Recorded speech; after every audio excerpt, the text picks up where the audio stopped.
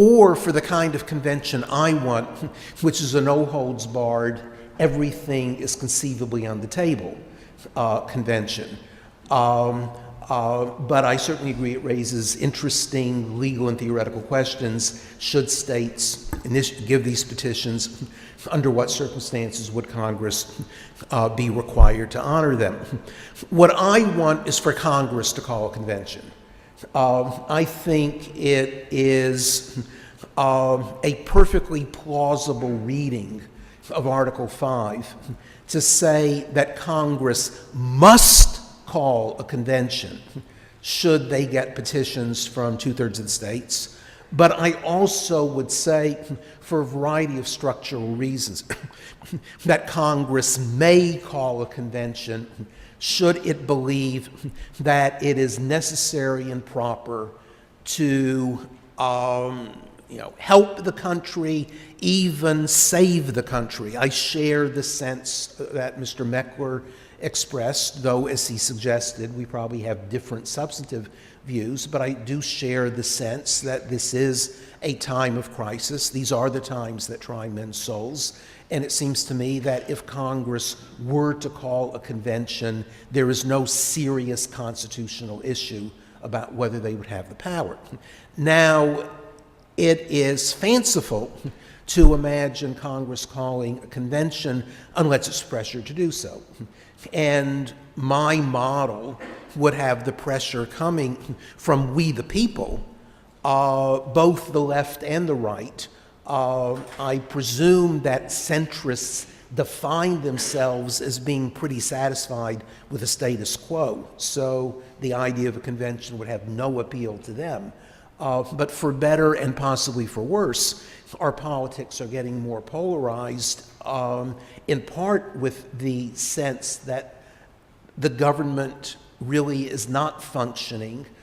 There's the polling data of 12% support for Congress. I would hypothesize on the basis of what I've read about the American Revolution, which I find a fascinating moment in our history for obvious reasons, that there would have been higher support for the government of His Majesty King George III had public opinion polls been available then than there is currently. And I don't mean to be cracking a joke.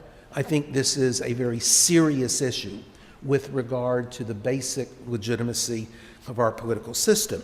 So for me, the application would come when millions of American citizens in a variety of groups, some from the right, some from the left, who have learned that respectful communication is possible and who actually continue to have some faith in democracy.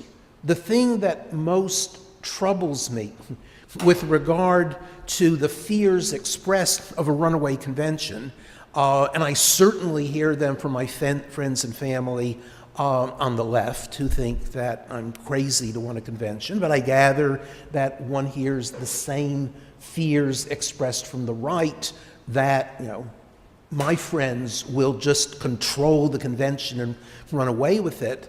I think that this really does express a deep fear of we the people, of popular democracy.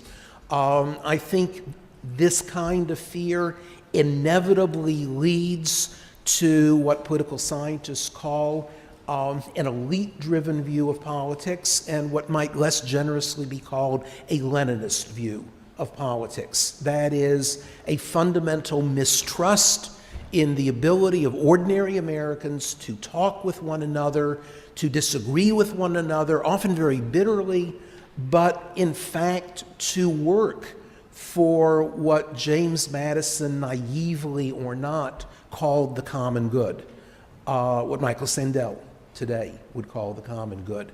And I think that's the deep issue underlying this. Do we the people have faith in we the people? I think that is the fundamental issue that we're addressing. So, as I say, my model, my fantasy, is that millions of we the people would exercise their First Amendment right to petition their governors for redress of grievances. Some states might do this as well. I'm not opposed to states passing petitions. It's just that I in no way view states as necessary actors in the application process, only under certain conditions sufficient actors. So the application comes from we the people. The call is by Congress, acting in response to popular democracy.